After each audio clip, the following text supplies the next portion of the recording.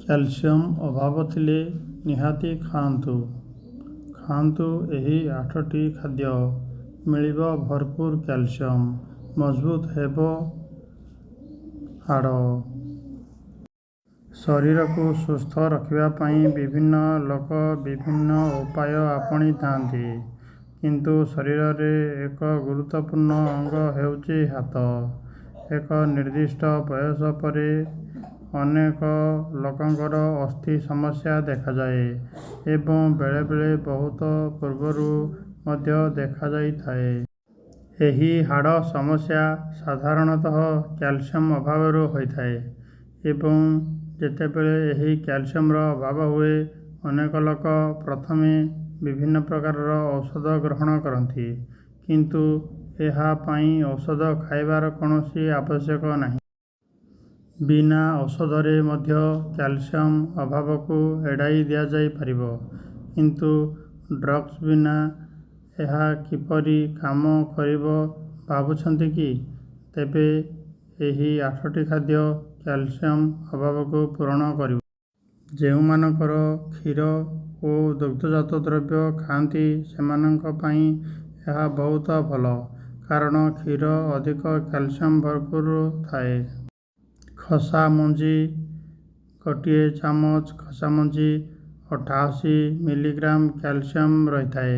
ତେଣୁ ଯେଉଁମାନେ କ୍ୟାଲସିୟମ୍ର ଅଭାବ ସମସ୍ୟା ଭୋଗୁଛନ୍ତି ସେମାନେ ଏହି ମଞ୍ଜି ସବୁବେଳେ ଖାଇପାରିବେ। ଟୋଫୁ ଏହା ସୋୟାବିନ୍ରୁ ତିଆରି। ଏହା କ୍ୟାଲସିୟମ୍ର ଏକ ଭଲ ଉତ୍ସ। ଚିଆ ମଞ୍ଜିରେ କ୍ୟାଲସିୟମ୍, ମାଗ୍ନେସିୟମ୍ ଏବଂ ଫସ୍ଫରସ୍ ଭରପୁର ରହିଥାଏ। ସୋୟା କ୍ଷୀର ଏହି ସୋୟା କ୍ଷୀରରେ କ୍ୟାଲସିୟମ୍ ଏବଂ ଭିଟାମିନ୍ ଡି ଭରପୁର ଅଟେ। ତେଣୁ କ୍ଷୀର ଏବଂ ଏହା ଭିତ୍ତିକ ଖାଦ୍ୟରେ ଏଲର୍ଜି ଥିବା ବ୍ୟକ୍ତିମାନେ କ୍ଷୀର ବଦଳରେ ସୋୟା କ୍ଷୀର ଖାଇପାରିବେ।